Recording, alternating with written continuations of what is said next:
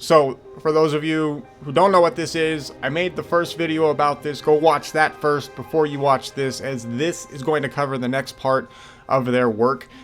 And once again, don't forget, we're going to read this, but we're also going to make attempts to correlate it to catastrophism and electric universe principles and theories. The reason why we're doing this is because there's already plenty of videos out there that talk about AT Fomenko's work, but they always keep it in the context of mainstream science, and they never end up branching out beyond that. And because they don't do that, and because AT Fomenko didn't do that either, they get lost in the work because they lose out on explaining a lot of the things that they discover.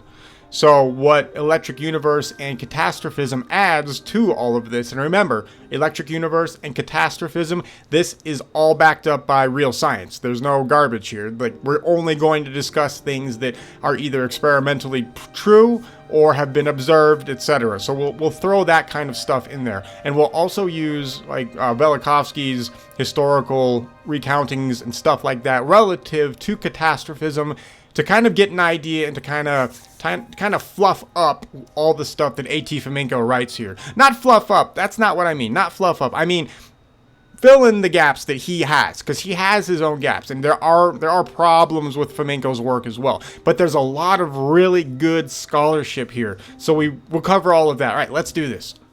Chapter 2 of How It Was in Reality. Epic of the 12th Century.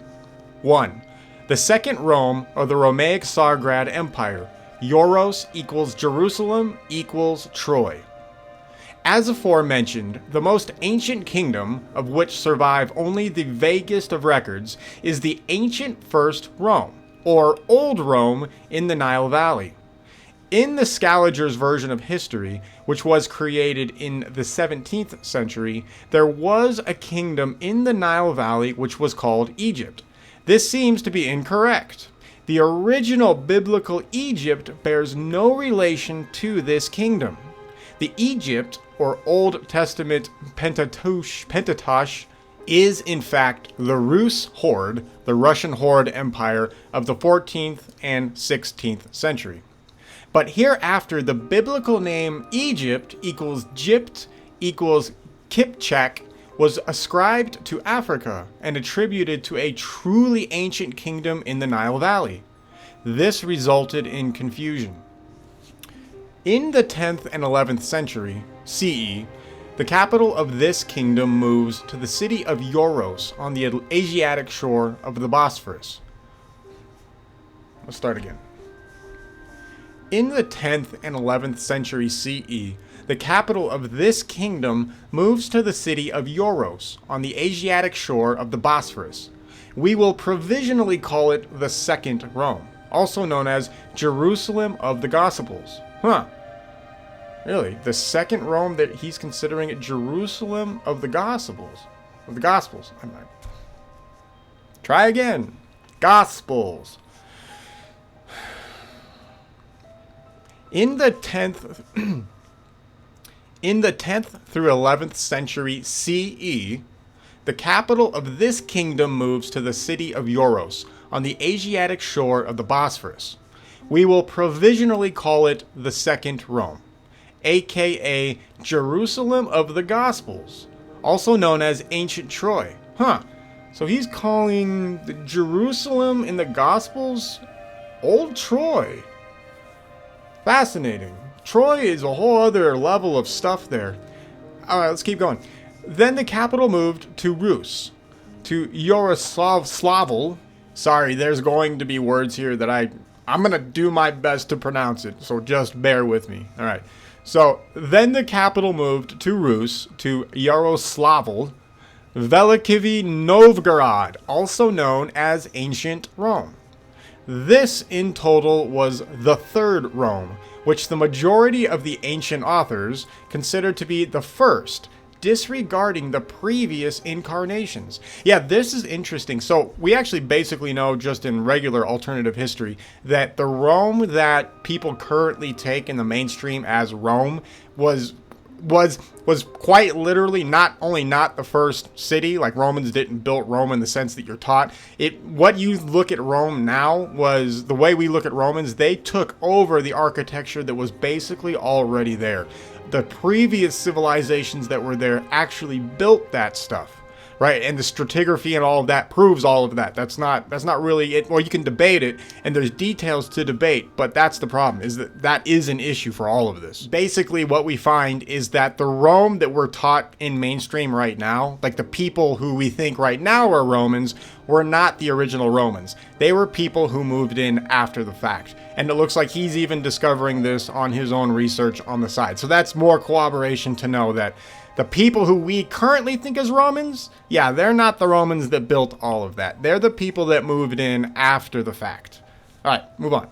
After a while, the capital of the empire returned to the Bosphorus, but not to its former location. It moved to the other side of the Bosphorus, to its European shore, not its Asiatic shore. It was there that the medieval Constantinople emerged, also known as medieval Tsargrad, of the end of the 14th, 15th century CE. Subsequently, Turkish, Ottoman, Istanbul.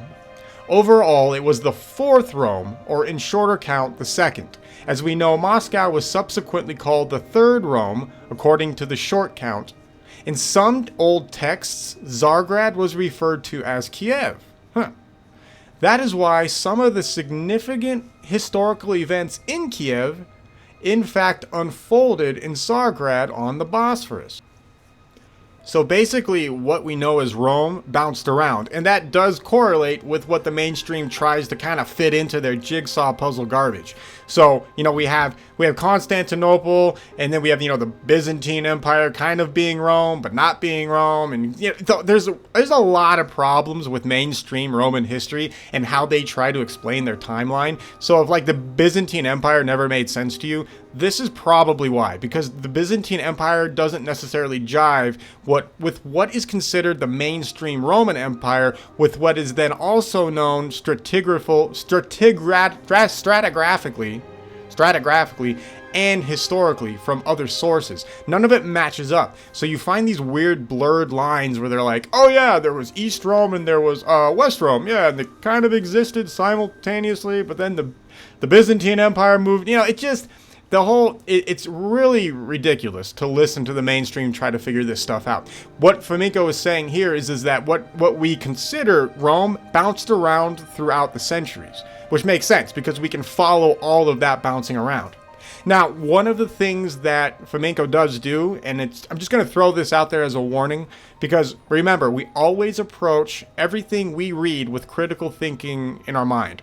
So Fomenko is from Russia, and when he's writing this, there's a possibility where he's been accused by other people outside of Russia, other academics outside of Russia, of being pro-Russian.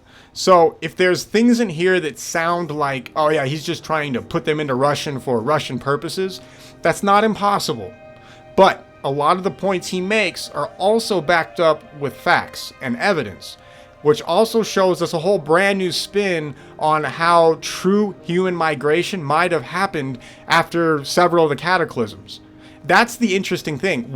If you just read his work and you don't factor in catastrophism, you might very easily come to some of these conclusions where you're going to think that he is just pro-Russian just to be pro-Russian, and that this is all propaganda. But if you start to factor in the major cataclysms as well as the smaller cataclysms that we kind of generally have dates on, suddenly all of these migrations and these cities popping up in various areas over there in mainland Asia start to make way more sense.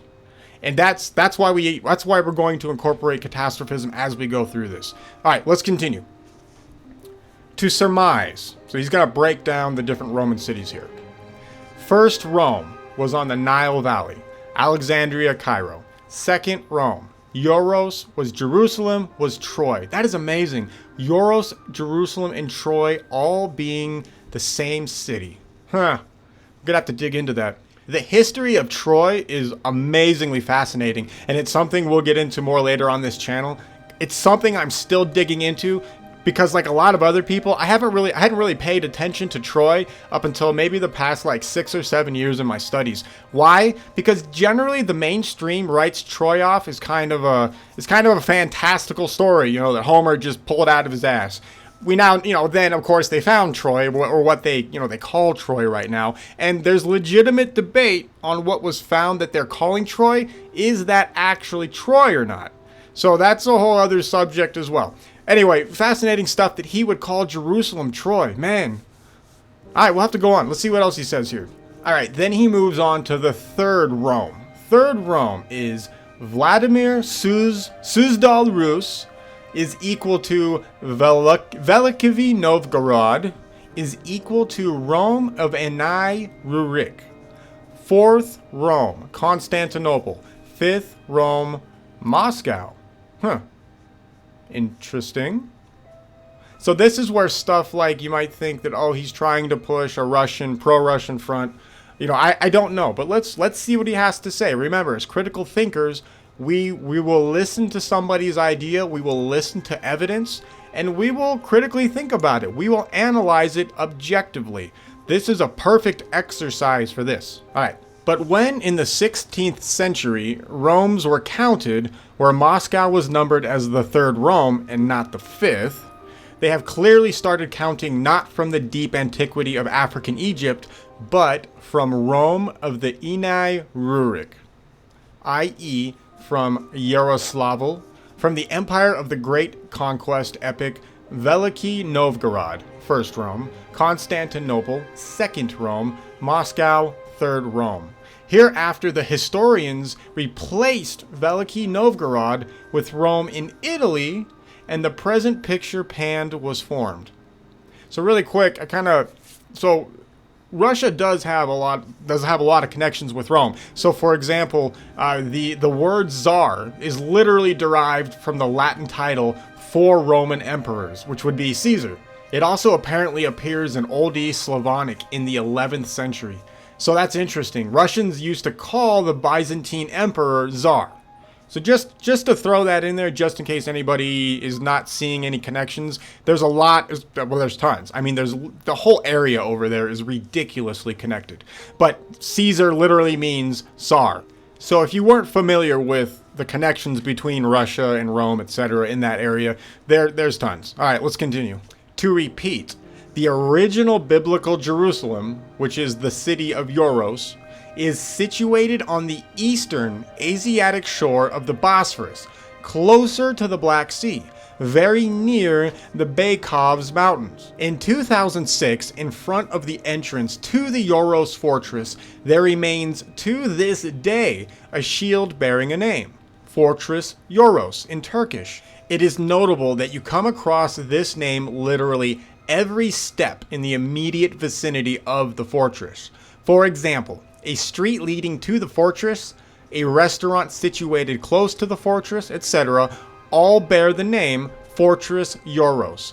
But Yoros is a simple abbreviation of Jerusalem. By the way, in Latin, this word is also spelled with an O. Herosoliama. I don't know what that word means. I don't know. You have to look that up. The figure that I'm putting in the video right now shows an old painting, apparently from the 18th to the 19th CE century, whatever, depicting the Turks resting on Baykovs Mountain close to the grave of the Holy Jesus. The undoubtable focal point of the whole composition is the picturesque remains of an imposing old-age fortress. It stands on the very shore of the Bosphorus on a hill next to Baykovs. The impressive ruins of the old Yoros fortress survive to this day. Thus, the Turkish name of this old fortress on the Bosphorus, Yoros, precisely corresponds with the first half of the word Jerusalem in its old preform spelling. Moreover, this fortress is located precisely in the very place where the biblical Jerusalem was supposed to be situated according to our research. The fortifications of Euros, the remains of which are visible today, were built in 1261 AD. In fact, the distance from Euros to Jerusalem to the loop of the Beykoz, Golgotha, is about 2 hours walk, which corresponds well with the Gospels. Surprisingly, we could not find the name of Euros in the Bosphorus on any modern map which we have seen. On many maps, the Euros fortress is not marked at all, despite its imposing size. On other maps, it is marked under completely different names, not at all resembling the word Jerusalem. And it's like an I, not a J. I'm not being stupid. However, when we asked an archaeologist from Istanbul if he knew of the fortress Euros outside Istanbul, he replied that yes, he knew it, and that this old Christian fortress is well known to the regional historians and locals. It turns out that historians, cartographers, are attempting to conceal important information, which can cause awkward questioning or plant the seeds of doubt about the validity of Scaliger's version of history. Wow, they're even trying to defend it. Yeah, look at that. Yeah. Everybody defends this. I don't know why. Some weird Scaliger cult. We discovered that the same city on the Asiatic shore of the Bosphorus, at its northern exit into the Black Sea, was called by a number of names. Euros, i.e. Jerusalem, Chrysopolis, i.e. City of Christ or City of Gold, P plus Christo, P Christo, meaning quite clearly City of Christ. Sanctuary of the god Jupiter, sending fair winds. Haha, look at that. They called it Jupiter and they associate it with fair winds. Fascinating. What? Isn't that funny that even the ancients are associating planets with their effects on Earth during the time period when they were closer? Anyway, simple sanctuary, or 5, simply sanctuary. We see one of these names on the old maps. Incidentally, it is interesting to look carefully at the representation of the crucifix. It appears that in many paintings, icons, and frescoes, Christ's crucifixion is shown with a background of either a big sea strait or wide river. Besides, the artists were painting in particular either a strait or a river, but by no means a sea. And I'll put the picture up there in the video. So by depicting water, the opposite shore was always shown. As we understand it now, it could not have been otherwise, as the Beykoz mountain was situated right on the shore of the wide Bosphorus. From there can be seen very clearly the European shore of the strait, where the center of Constantinople is situated, which could have been also considered the biblical Jerusalem later on, when the capital was relocated here from the city fortress Euros. Any artist had a more or less accurate recollection of the original story would have depicted the Bosphorus Strait as a significant part of the landscape, which served as a backdrop to the site of Christ's crucifixion. Those are interesting little details. I haven't heard anything about this before. The strategic location of Euros Jerusalem is ideal. It controlled the narrowest part of the Bosphorus close to the entrance into the Black Sea. Subsequently, it is conceivable that at the end of the 14th century, during the relocation of the empire's capital from ancient Rome to New Rome, which is Constantinople, by Dmitry Donskoy, which is also Constantine the Great, apparently. Wow. The location of the new capital was slightly moved in relation to ancient Troy, Jerusalem, Euros. Troy, Jerusalem, Euros. So those are apparently he's claiming that it's the same city. Oh, man. These cities were moved towards the Marble Sea and relocated it to the European shore of the Bosphorus, where there was a flatter terrain. But let's go back to the 12th century. The power of Romea in the 11th and 12th CE century, you like that? Yeah. Spreads over many regions in the west and the east, where the Femas provinces of the Tsargrad are located. Generally speaking, each Fema, I guess that's how it's pronounced, F-E-M-A. I'm not talking about the American, supposedly saving organization. All right. Generally speaking, each Fema was an independent state formation, but was headed by a Romaic legate, a king, a czar, or a duke. He was a vassal of Biblical Jerusalem. Biblical Jerusalem equaling Zargrad, or also Euros, in the Bosphorus. Among such Fema's provinces were African Egypt, the Rus Horde, territories of Western Europe, where consequently, in the 16th and 17th century, there would emerge Germany, Italy, England, and Spain, etc. The subordination of these Femas to the imperial center was reasonably flexible. One of the characteristics of such vassal state was the payment of tax to Jerusalem. Besides, starting in the end of the 12th century, the Femas were united by a shared Christian religion. Zargrad universally recognized as the various center of the kingdom as a whole. It could be that the word Fema, or Tima, spelled with a T, has a connection with a Horde Tartar word Tumen, i.e. a Russian word Tama, which denoted a military unit, Tama equaling many. Yeah, now we're starting to hear about Tartars here. Huh. Don't hear anybody talk about this when they talk about Tartaria. Independent local history in Femas was hardly recorded, unfortunately. Meanwhile, chronicles are being written only in Zargrad, as the capital of the kingdom. They mainly reflect the events which interested Jerusalem/Troy in the Bosphorus. Copies of these chronicles sometimes emerge in some of the Romaic Fema provinces, but these texts mainly tell us about the events in the metropolis, and only fleetingly about local events. Jerusalem, or Zargrad, or Euros, in the Bosphorus in the 11th, 12th century, was the capital of a strong Romaic kingdom. We should also note the brilliant strategic position of the latter Istanbul as well, its formidable defenses. The gigantic walls of Constantinople, which in places have several rows, were repeatedly rebuilt and reinforced. Its impressive remains survive intact to this day. Now that's the end of the first part of this chapter, so I'll cut the video here. But there's the main takeaways that we can take out of here that maybe you weren't really aware of, is that we have, I can't believe this, we have Jerusalem and Troy being said as the exact same city. We also have the countries of Germany, Italy, England, and Spain also coming out of the people that ruled these cities back then, which might actually make sense given if we look at the true migrations that would have happened due to the various catastrophes that had happened, several hundred years or 1,000 years before some of this.